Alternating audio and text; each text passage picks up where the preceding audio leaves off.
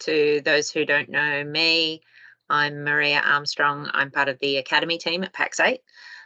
So we're responsible for helping MSPs with operational matters and technical things, training, and all the stuff that you need to help you run your business from a learning perspective, and access to resources. And one of those things that we do is we invite people who know their stuff, that can help you. One of those people is Lauren. So Lauren's got a really great business, B2Me, and she focuses on marketing for MSPs. So we thought Lauren could come along, present to us all today, and teach us how to market better, because I know marketing is a big pain point for a lot of MSPs. So over to you, Lauren. Thank you for joining us.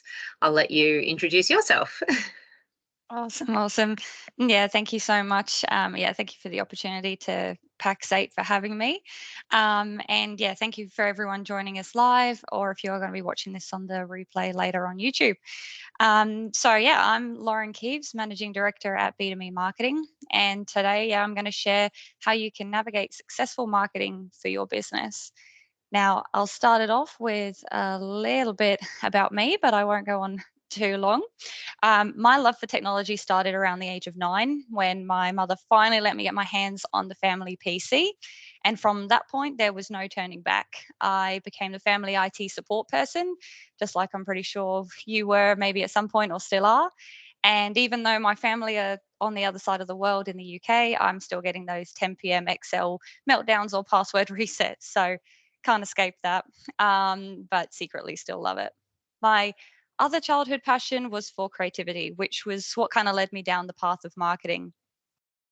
And after spearheading marketing for a global customer experience management company and being involved with the launch of their mobile app and their knowledge platform, which fed my love for technology, I decided I needed a change of scenery, and that's what landed me here in Australia. And I almost instantly walked off the boat and started working with a vendor. And that's when I was thrown into the world of MSPs and the channel. And it was then that I knew that I had so much that I could offer to the MSP market and turn their passions into success stories. So in 2018, that's when I launched B2Me Marketing, where both of my passions could come together and really help MSPs navigate marketing and play an integral role in their success.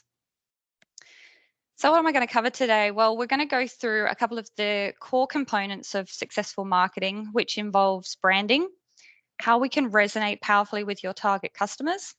We're going to explore some of the diverse marketing channels out there and share common pitfalls and how to avoid them, and ultimately how you're going to start measuring success. And that's what I know you'll all be kind of waiting out for. Now, I know that there'll be a lot of you out there who've been burned by marketing. I hear it quite often. So my hope for you is that by the end of the webinar, you'll have a greater understanding of what's involved, gain knowledge to help heal those past experiences, heal those wounds, and feel confident to take a step forward into successful marketing. So let's dive into branding and whether it really matters. Now, branding's often overlooked and mistaken for just all the fluffy stuff, the colors, the fonts, but actually it goes much deeper than that. But I'll keep it simple. Branding is made up of your company's vision, mission, purpose, your tone of voice, also the design, logo, and your name. It all paints that picture of your brand.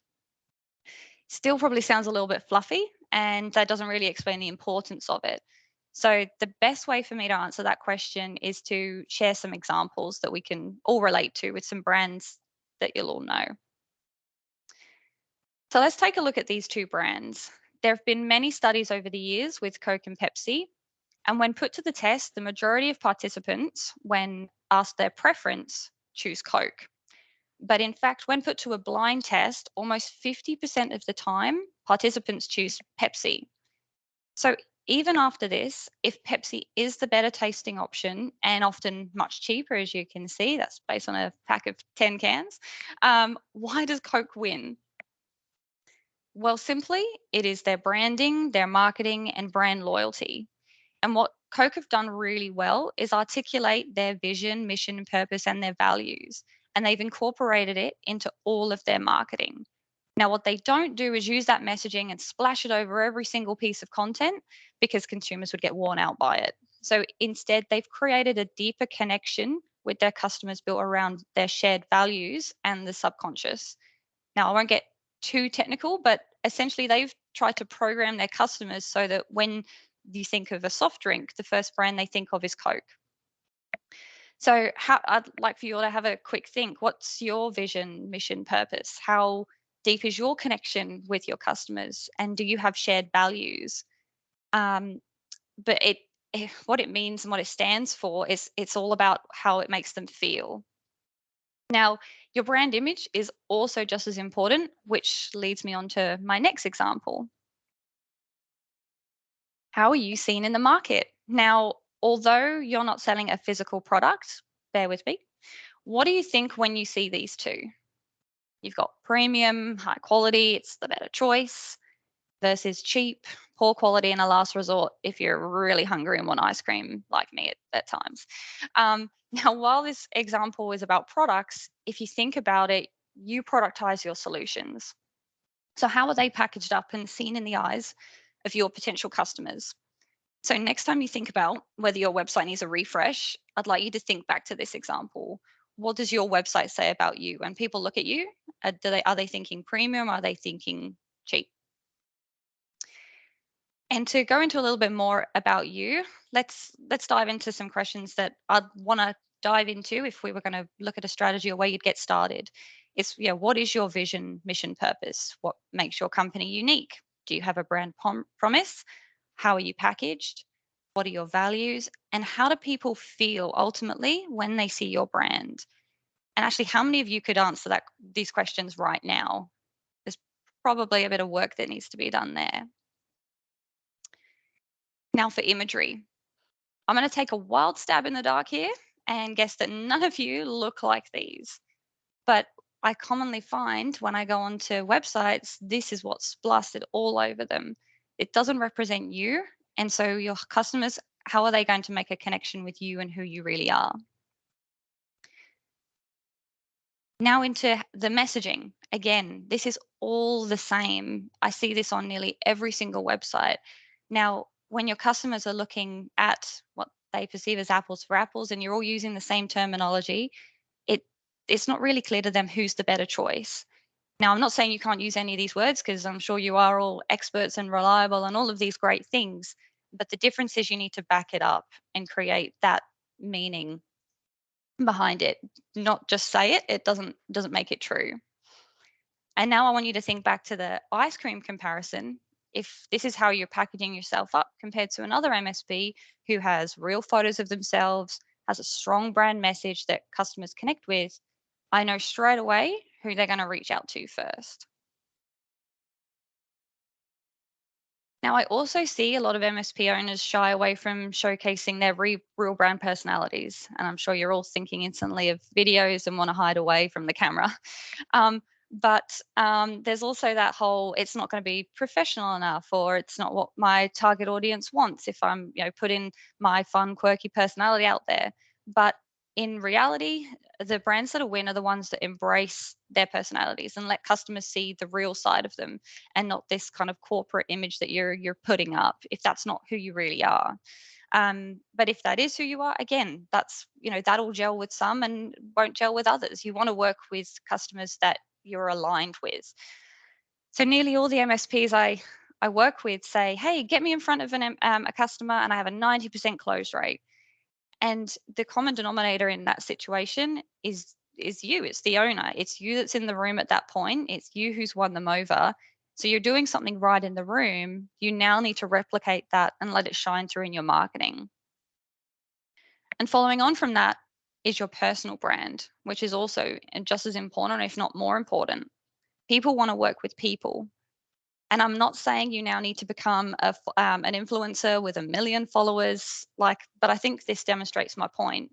You've got some big names up there, and their following and who people want to hear and connect with are the people, not their brands that they're part of.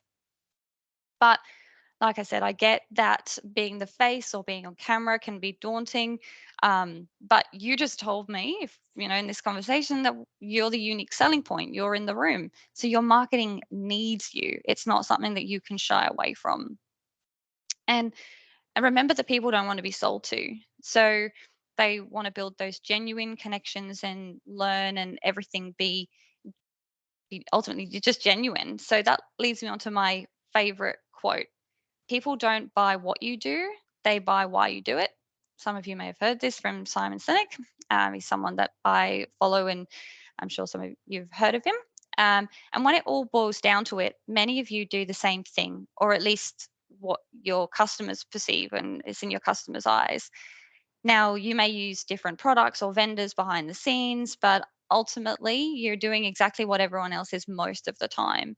So, the why behind what you're doing and your brand is where you need to focus. The pitfall I commonly see is many companies focus on solution innovation, and it's only natural that you might gravitate towards innovation. I get it. It's exciting coming up with the next best thing. It's that shiny object that you can't wait to reach out and grab. I've had a lot of conversations recently around, process automation and AI, and it's so exciting, and you want to be doing that. But when your competition comes in with a stronger brand and they catch up with the innovation, which probably won't be long, you'll end up back at square one. So while both are important, first things first is prioritizing your marketing and getting clear on your vision, mission, purpose, and building your marketing strategy. Now we'll dive into your target audience. And I'd like you all to just have a think for a moment about who your ideal customer is. Won't leave you hanging for too long, but I'll take a guess. You're probably thinking 20 to 200 seats, maybe as low as 10, and professional services. Wonderful. That doesn't tell me anything about them at all. And professional services, as you know, is so broad. You're pretty much wanting to go after everyone. Now, while you may be willing to work with anyone, this mentality tends to lead to a spray and pray approach with your marketing, and your messaging just doesn't stick. So I'm going to give you an example here. Let's say you're trying to narrow down who you're targeting, and we're trying to go after males, born in 1948, raised in the UK, married twice, lives in a castle, wealthy, famous. You think that's pretty specific, right? But in fact, you're actually targeting these two people. And as you can tell, they are very, very different, which is why when you think about your target audience, you need to go beyond demographics, size of business. You need to be thinking about their problems, their challenges, and connect with them on that level. So when I hear you're trying to target 20 to 200 seat firms, what I hear is you don't actually know what they're after, or know much, about your audience, which I'm sure is not the case. We just need to dive a little deeper. And where I've seen great success is with clients that have focused on a particular niche, or a couple, and have a really dedicated focus rather than go out and just try and target absolutely everyone. So when you're thinking about creating your strategy and who you're going after, these are some of the questions you need to think about. What do they value? What keeps them up at night? What challenges are they or their industry facing? Then we can explore what barriers they have, what drives them, how your business aligns with theirs. And this all stems into forming your marketing messages that resonate with them and promote action. Now, typically, when customers come to evaluate products and services, it's based on two things: based on price and perceived value. And when MSPs look at their solutions or go to market, they tend to focus on price, or yeah, everyone does it, because it's much easier, whereas value is harder to define and measure. But as I explained with Coke and Pepsi, even though Pepsi is cheaper, Coke's branding and customer loyalty wins. And if you really think about it, if a client chooses someone else over you because of price and not value, then would you even want them as a customer? Or would you be entering into an agreement where your services aren't valued? So the real trick here is focusing on articulating your value and ensuring it resonates with your target customer. Now, there was a study done where it was evaluated what customers valued, and it was brought down to 30 core elements, which can be classified into four different categories. In that study, they also found that the more elements companies try to deliver, the higher their brand loyalty and revenue. So, as a company, you need to identify the value you're providing and incorporate it into your marketing strategy and messaging. Okay, let's say you've got your branding sorted, your target audience sorted, and now you're thinking where to next. But before we jump ahead, I really want to cover where you're actually starting from. So, your business may be 10, 20, 30 odd years old, and you probably think of yourself as about here in your journey and may even be thinking about exit strategy and all of those kind of things. But from a marketing perspective, if you've never done anything up until now, you are probably more like here. And this is why I talk to MSPs about patience and the need to build momentum to catch up with where you're at in the real world. You're an established business, you've done really well, but in the digital world and in your prospects' eyes, they may not even know who you are.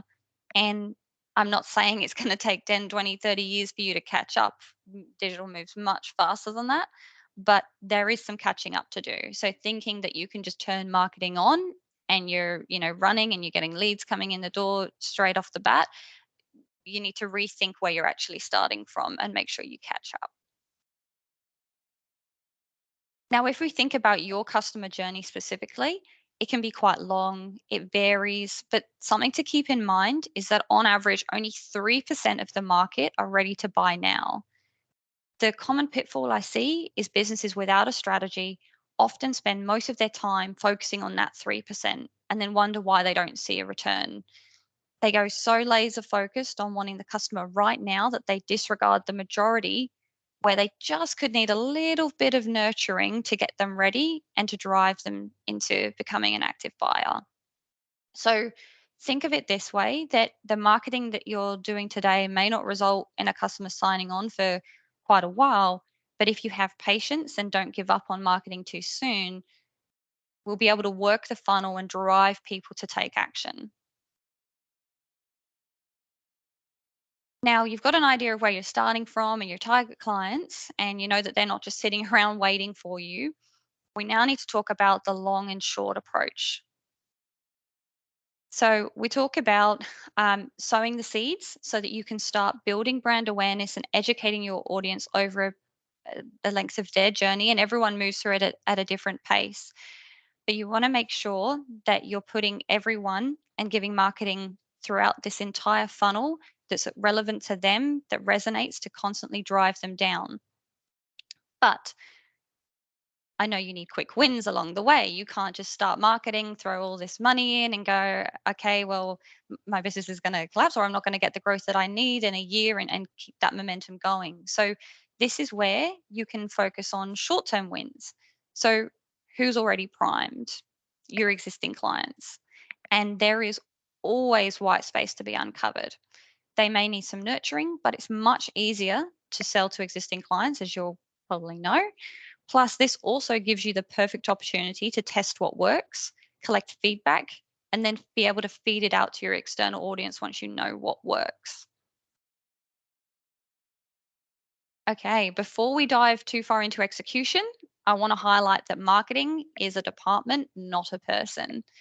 Now, just like managed services and how you pitch to your clients, why hire an in-house IT manager who's jack of all trades and master of none, work with your company. It's exactly the same for marketing. Now, I've been there. I've been the head of marketing, and I can tell you, you get every limb pulled in every which way, especially because most companies hire a marketing doer. They want someone to come in that can do everything that the business owner is telling them they want. Try this campaign or try this and try that. And it's the owner giving the direction, yet every MSP owner that I've ever spoken to, they admit that they don't know marketing. So it's kind of counterintuitive. You've got a doer that's trying to execute based on a marketing strategy that doesn't really exist or isn't solid enough to follow. So bit of a newsflash, but you'll all know it. It's not your marketer's fault potentially that things haven't been working out. It's your previous thinking that marketing's just a person. There is so much to it. You've got web dev, design, social media, email, content creation. They're all very different skills, but we tend to try and find this unicorn, and you have this same conversation. So it shouldn't be a surprise because you tell clients, don't go for that single IT manager in your business, because they think that's all they need. You and I both know different. So let's start talking marketing campaigns and where you can see success. But firstly, there is no silver bullet. There is no single campaign alone that will take someone from not knowing you at all. So this is thinking external audiences. This is not, your existing clients, taking them from not knowing you at all to becoming a customer within a month, which is what many of you have, or that I've heard when I've spoken to MSPs, are after. You're not an app that you can just run an ad with a compelling offer. People can throw in their credit card, get a 14-day free trial, and give you a test run before signing up. It's just not how it works. So consistency is key. And I've said about the customer journey and how it's long and only 3% are ready to buy. So this is where the work comes in, and you need to focus on these three things: having a whole of funnel strategy, exploring multiple channels and campaigns, and ultimately staying focused and being consistent.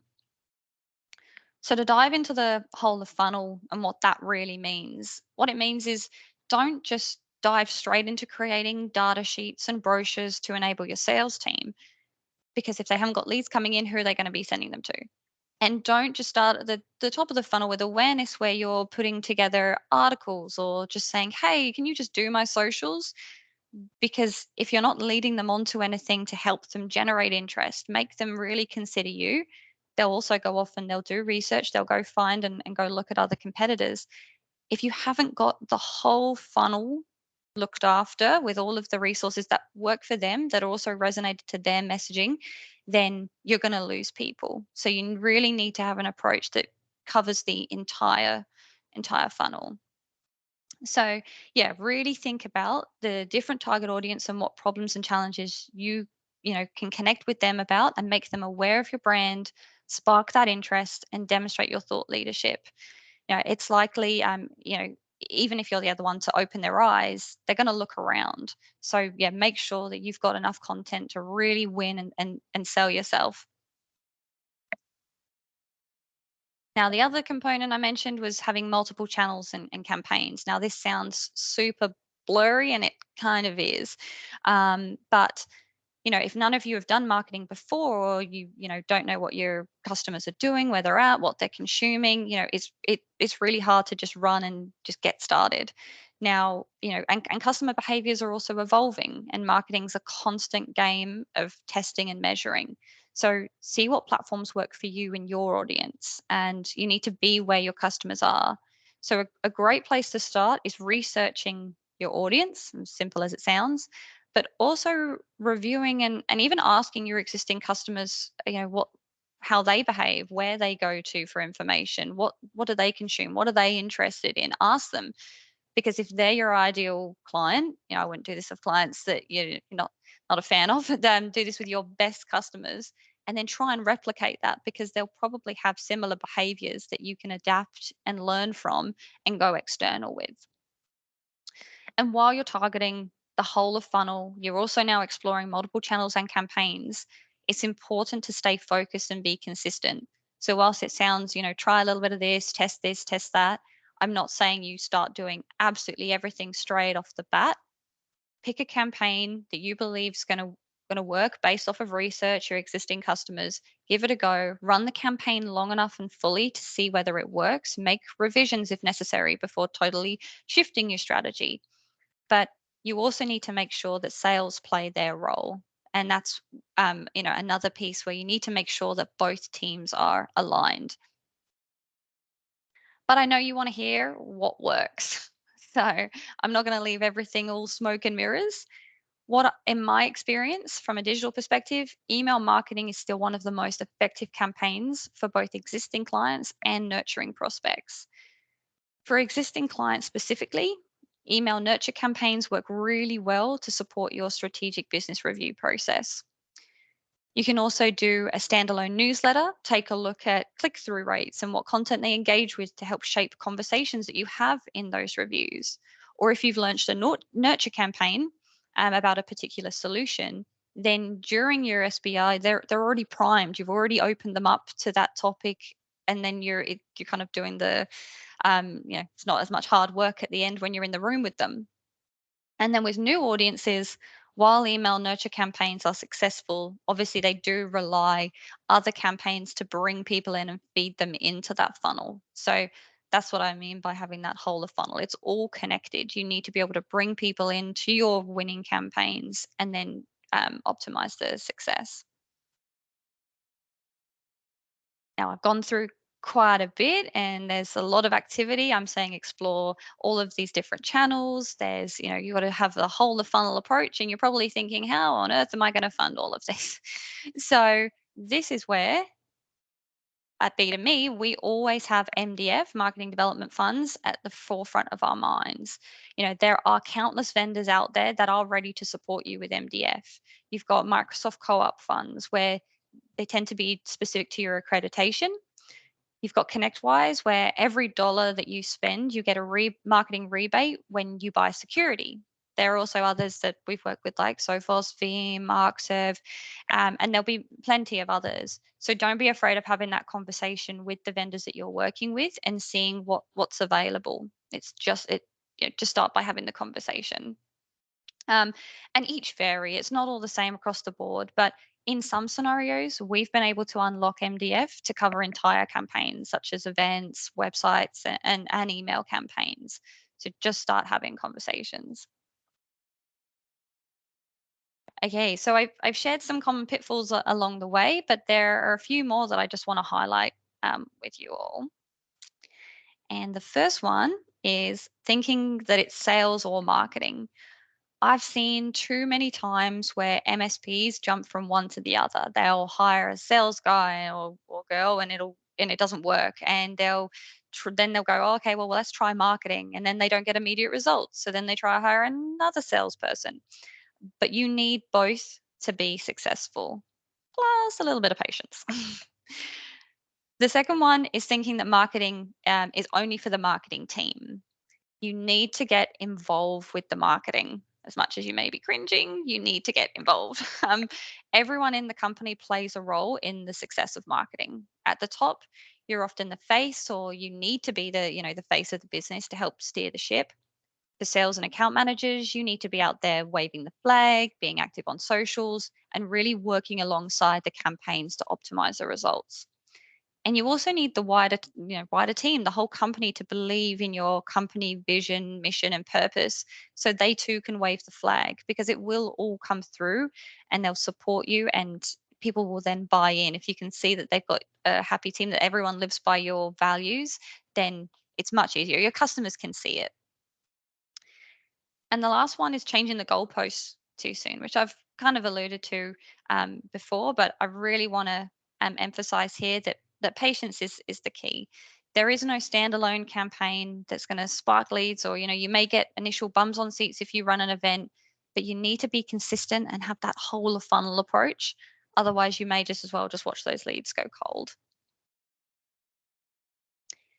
Okay, on to the best bit and what you've probably all been waiting for. How are we going to start measuring success? You're putting all this, money, time, effort. I've told you, you now need to get involved with marketing.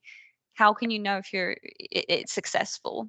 So most MSPs will go straight to the thinking of sales qualified leads or one business.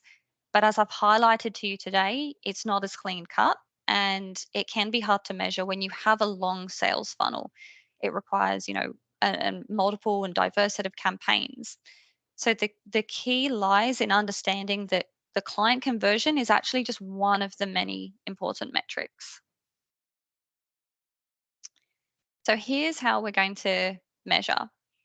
You're going to look at micro conversions, which are smaller actions that users take throughout the funnel. So this could be signing up for a newsletter, downloading an ebook, or attending a webinar. They're all very important in understanding where people are at and feeding them through and knowing what campaigns are working. And there's lead scoring. So something that we do at B2Me is make sure we implement a lead scoring system that assigns values to leads based on how they engage with your content and where they are in the funnel. So let's say we set up a campaign where we're scoring based on someone clicking on your security content, and the more they engage, they keep getting a higher score. And then at some point, when you deem, okay, we again, after testing and measuring what qualifies as a warm lead, because everyone's score will slightly be different. When you've worked that out, you can then set up notifications so that when someone reaches that score, your sales team or your account managers can then jump straight on it rather than going, hey, I've sent out a campaign and I had, 100 people, click on these links, and then trying to work through all of them, and they, clicked on it accidentally or aren't so interested, or maybe at the beginning of their thought process. You want to be able to focus your efforts to work on the leads that are warmer again, so you can start working on conversions. Then engagement metrics. So look at how your audience is engaging with your content. And while this may sound like vanity metrics, I know that gets thrown out there, but actually measuring things like time on your website, bounce rate, open rates, click through rates, they all do give insights into how effective your content is and how well it resonates with your target audience. Lifetime value. So, for businesses like yours that have long sales cycles, the lifetime value of a customer can often be more important than the initial sale, the initial win. So, understanding their lifetime value helps you determine how much you can spend on acquiring a customer and still remain profitable. Feedback and surveys. So, directly ask your leads and customers and get their feedback on your content that you're producing. So, let's say you are putting an ebook out there and you're sending it out. Go beyond, go to the next step and actually ask for feedback off the back of that content. Get their response so that you can revise and improve it. And that's a great way also to stand out and make sure you're constantly relevant. And their input can sometimes provide invaluable insights that quantitative data might just miss. And net promoter score. So you'll all be probably aware of the net promoter score and understand kind of how it works. But this is obviously to give you a gauge on the sentiment towards your brand. So always touch base, get a temperature gauge on your net promoter score. And the last one is pipeline velocity. So thinking back to that funnel again and how we're measuring them, we've got the micro conversions, we're scoring them, but we want to understand how quickly people are moving through that. Are people getting stuck at a particular point? Do we not have enough content around the intention? Are we not helping them understand that you are the provider of choice? So measuring how fast or slow are people going through the funnel. And now I want to share with you a case study about a successful company that we've worked with and how we started with them back in 2018. So ONGC are a Gold Coast MSP. In the beginning, they had a terrible logo, poor converting website, owner-led sales.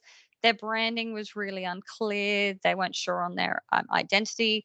Their goals weren't defined, and there was yet no lead generation activity happening at all.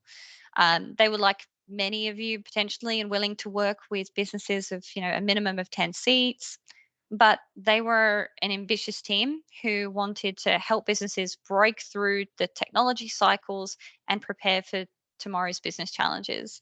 So we were starting from ground zero and helped them articulate their vision, mission, purpose, define their target audience, go through a rebrand, and launch their new website. So from there, our strategy focused on strengthening their client loyalty, building brand awareness, trust, supporting their vendor partnership, so trying to leverage as much MDF as possible, and creating that lead generation funnel. We also, over the years, helped them refine their target audience even further to help them identify best fit clients. And over the years, as you know, technology has evolved, so has their strategy. And we've supported them with the launch of their business app, their cybersecurity solutions, and development. And today they've actually doubled in revenue and expanded their client base nationally, and have a presence in New South Wales and attract 200 plus seat leads. Okay, so what's a webinar without a little giveaway? So whether you're already doing marketing, or about to engage with a marketing agency, it's really measuring success. Again, stop, shooting in the dark. You need to know what works. So we've put together a little bit of a cheat sheet which expands on all of those metrics that I covered, just a moment ago. So you've got can have that front of mind constantly, and you can take this back to your in-house marketer or marketing agency and just make sure you're getting the right temperature gauge and understand whether your marketing is working or if you're heading in the right direction. And of course, you can always reach out to myself and the team. Now, Maria, that's all I've kind of got for today, but I'm ready to open up to everyone if they've got any questions. Oh, that was great. Thank you, Lauren. There's some really good starters there. What I will do is I am going to make sure that everyone can turn their mics, allow mics for everybody. And if you've got any questions, feel free to raise your hand, ask a question. You can speak if you can pop something in the chat if you want. Lauren's here first and happy to answer questions. She's pretty good at it. I've quizzed her a number of times on all sorts of things. And I've gone through quite a lot, so hopefully I haven't got any glazed eyes or it's not gone over any heads. I'm happy to dive into any of the specifics, more, whether that's now or offline. I do have a really quick question. Mhm. Every marketer says you've got to find your ideal client, your ideal customer. Mhm. Now, I find that's much easier said than done. Like obviously having a look at your existing customer base is a good idea, but what if you only have a very small customer base to begin with? And let's say we're talking only 10 to 20 clients. Where do you start finding your ideal customer base without understanding what it is you are specializing in if you're just a generalist at the moment? All right, that's a great question. I'd still go back and ask the 10 to 20 clients that you have, and I mean, it's it's about trying to find those shared values as well. So if you understand what value you're providing, as a business, then being able to find other industries or market to people based on their problems and challenges. So rather than again going into the specifics of perhaps the industry, what problems and challenges are you trying to solve, and approach it that way, and then going out to a broader audience. So when we're talking about the funnel as well, we're also wanting to go out to that bigger, broader audience at the top and really refine and work it down, to get a little bit technical. Let's say we're running like LinkedIn ads. At the very top, you do want to go out to a wider pool. And then when you work your way down, you're only actually targeting the people that have engaged or expressed any interest or clicked onto your site and taken action based on that. So you can start with a wider net if you're still trying to explore and figure things out, but being able to have the right tactics in place to weed out clients that you don't want to work with or ones that aren't ready or aren't interested, taking that approach. Hope that answers Yeah, your question. perfect. Yeah. Yeah, brilliant. Thank you.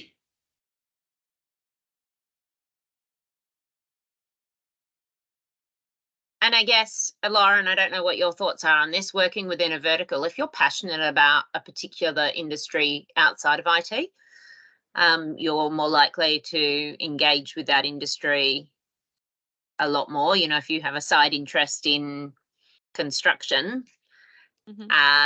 and that was you picked that as your vertical, would that be a good way to look at it as well? No, that would be a good place to start, where you can find common ground and connections, on a personal level. So that's, again, like in the example I showed you, just going beyond what they look like from a demographics perspective. What their personal interests, what keep them up at night, what other things are they interested in. So we'll do a lot of customer surveys, and as to existing clients, as part of our marketing strategy, and be able to identify, okay, what do you do on the weekends, how do you spend your evenings, so that you can then use that also in your marketing. I know, at least the MSPs that I work with, tends to be a typical type, whether it's like they're very proud of their lawn, and they're always out in the yard, they're loving smoking their meat, or they're out on the boat. So if I'm going to do something and try and get in front of my audience, again, I would try and connect with them on that level. Client gifts. Want to smoke a meat thermometer, for example. That would go down far better than just sending them a generic hamper or something like that. So really try and understand who they are as people. Yeah. Very cool. Any questions from anyone else? Hey, g'day, Lauren and team. I just wanted to ask a little bit about, obviously, your page, Lauren, that you've got there. You're obviously feeding into a QR code, which then goes to a sign-up page for your details, which I assume feeds into your funnel. Talk a little bit more about what you do with that data and how you then would drive sales from that. I'd be interested to know like what you would do and how you would then convert if you're looking at bringing people that are in this meeting to come on board. Yeah. So what we would do here, when you go to the landing page, you'd fill in a form. You'll then be able to access the resource. Now we make sure that you tend to find, if you've had your website built by a web developer, make sure that part of that discovery, they're actually connecting and talking to your CRMs, and it's all feeding in. I know that there's a lot of clients that I've worked with, there's a lot of them using ConnectWise, some using like Autotask, and they're quite separate to all of these marketing channels, or lead pages. I saw someone just pop up in the chat and say that. So making sure that everything's connected is really important, because I tend to find I'll start working with an MSP, I'll take a look at ConnectWise, and there's so much like untapped opportunity in there. So being able to, when you drive people in, making sure it feeds into ConnectWise, it doesn't just go onto some third-party marketing tool that you've adopted. And then once you get them in, again, they've just consumed that piece of content. They've indicated that there's some interest. Being able to follow up with them with an email a few days later saying, hey, what did you think of it? I really want your feedback. And then start talking about other topics they might be interested in. And that's when, again, getting into the technical space, you can dive in, that you may have provided them with a general grow your business with IT ebook, and you can then start sending them messages about specific areas in that. Is it managed IT? Is it security? Is it development AI? Sending out various communications, and let them explore and go off on their own routes with other marketing that feeds what they're interested in. Don't just try and pigeonhole everyone into the same path. Everyone's got their own journey and own discovery to get through the funnel. So even in that diagram where it's looks like a clean cut from awareness through down to win, everyone's actually going off on their own journey, their own path, and then being able to identify that and help lead more people down that same path if there are common journeys. Cool. Is there a question in the chat? Lead catchphrases isn't getting free value. That really giving mentality is where you need to start. I'd always recommend gating content that is of value, so that you're getting something. That doesn't mean absolutely everything needs to. So something that we also make sure at B2Me, again, keeping all your systems connected. The world is shifting around and away from cookies and tracking and things like that. So there'll be some curveballs in the marketing industry, but for right now, there are tools out there that when people do engage with that content, it will potentially cookie their browser. So as long as they don't remove their cookies, then you're good, and you can actually then monitor and behave and see what other pages, what other content they go and explore on your site. And again, that can help feed conversations that you have, from whether you're having a strategic business review, or you can see how someone who's recently downloaded a piece of content, where else they've gone and explored. And when you call and follow up, you can then, rather than start from ground zero in that conversation, you can actually go in prepared and help provide them with answers to questions that you can already preemptively, you're aware of.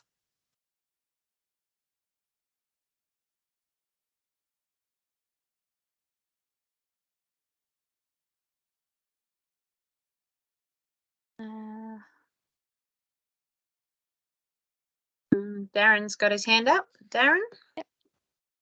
Yeah, thanks. Look, I apologise. I couldn't find the link to get in. I don't know what had happened to my registration. I had to re-register and got here right at the end when you were wrapping up. So I hope Maria, I can access the recording or something. But really keen to do that. But Lauren, quickly spoke. We were at a PAX8 luncheon with James Burgle and Aidan and a range of people yesterday. John Davies talking about different things. We don't have a vertical. 24 years as an MSP, we diluted verticals to have a wide range of, or basically minimise our financial risk so that we're not in a vertical and having problems with just a vertical. Talking to those guys yesterday, James Davies in particular, he suggested a vertical could be a product set, could be a type of solution instead, and use that as a vertical to dive into. Did you cover that today, or is that something you'd also talk to?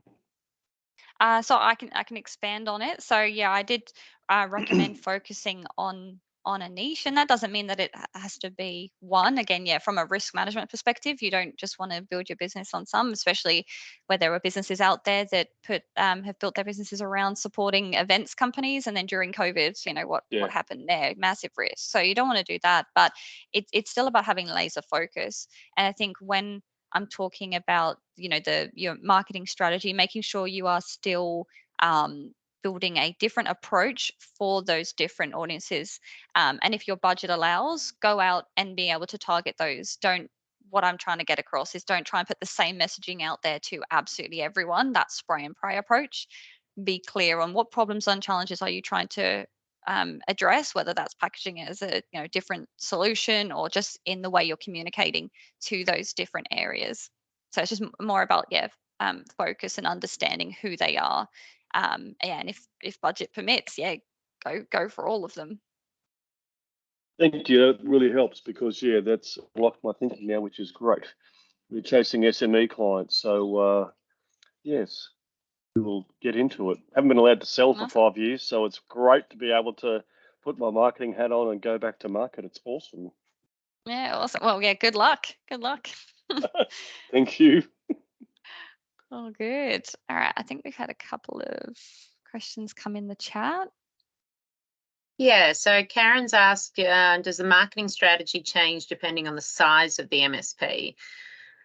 If it's above 5 million or below 5 million, how much of the revenue or sales budget should we be allocating to marketing? Is there a percentage? Is there a, best in class percentage we should be looking to spend? Yeah, so the best in class is 7%, which can be quite scary and out of reach for some. Now the actual strategy itself and kind of walking through people through the funnel, no, it's more the scale and size of it. Really, the approach you would still take is fairly similar, and I think that kind of follows on from like Darren's question. You may only have budget and to focus on one particular niche and do that extremely well. If you've got large budgets where you can target multiple, great. But yeah, just try and, again, if you've got limited funds, use it well. Don't just try and use it all and try and do that spray and pray approach. Yeah, definitely. From Tony asking about a new startup MSP. He wants to grow. Everybody would like to grow. But is there what would be the first step? We're doing nothing today. What's the first step that Tony and others can take? Yep, the first step is really on that branding component. Really getting your vision, mission, purpose, why you're doing what you're doing, your values, that down pat, because then that's going to help shape all of the messaging. Once you know who you are and already know kind of what you're doing, and but once you've got why you're doing it and who you're trying to help, what problems you're trying to solve, piecing those puzzles together. So start off with a strategy and focusing on brand upfront. Great. Jordan's asked us what type of return we'd typically get if we, let's say we can afford the 7% best in class spend. What sort of return are we looking to get on our spend? That's a great question, and it's not really one that's a straightforward answer that I'd love to give you. You put it in, and this is what you're going to get out. There's, especially if you haven't done anything before, and you're I shared before about where you're actually starting from. If there's a lot of groundwork, so when it comes to looking at the return, this is where there's also a bit of a shift in mindset as well, because if you're trying to catch up and you don't have any of the sales collateral to support your sales team, which is part of the funnel, if I turn around and say, hey, it's going to cost you, X amount to create a data sheet or a brochure, that's really hard to measure because it's a sales enablement tool.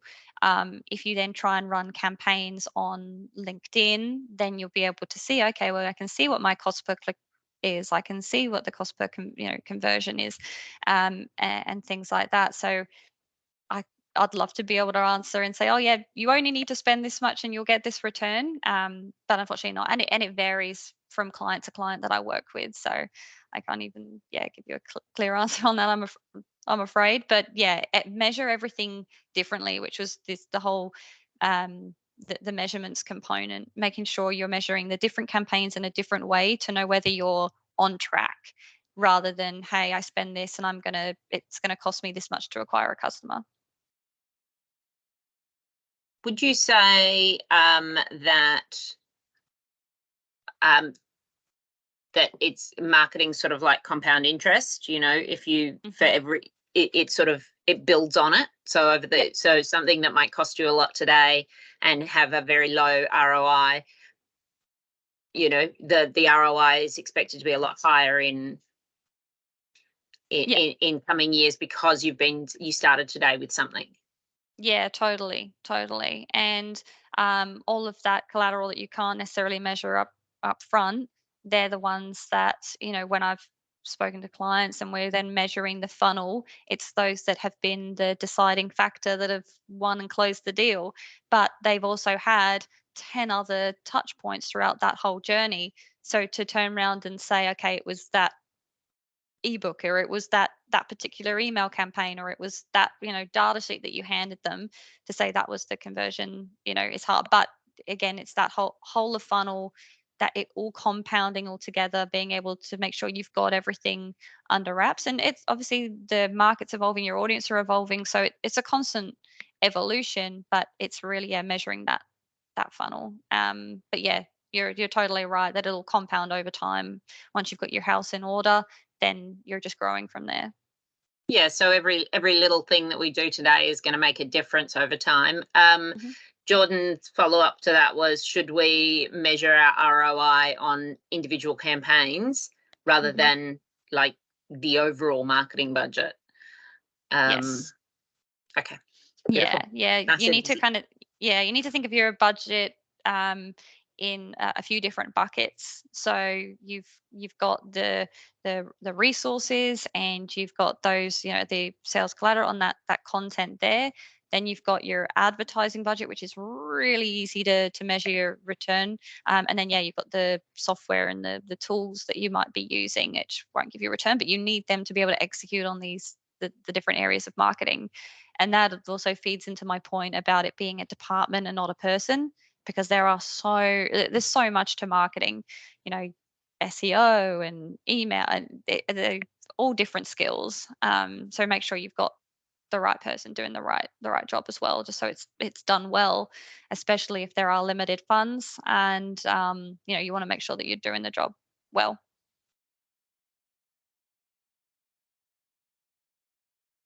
And we're not here to scare you, Laura. I don't want to scare you. That's not. There is so much to it all, though, but this has been fantastic. Has anyone got any questions for Lauren today? I think, as she mentioned, she's available. You can reach out to her, connect with her on LinkedIn, ask questions. But if there's any more questions today, we can take some last minute questions. Okay.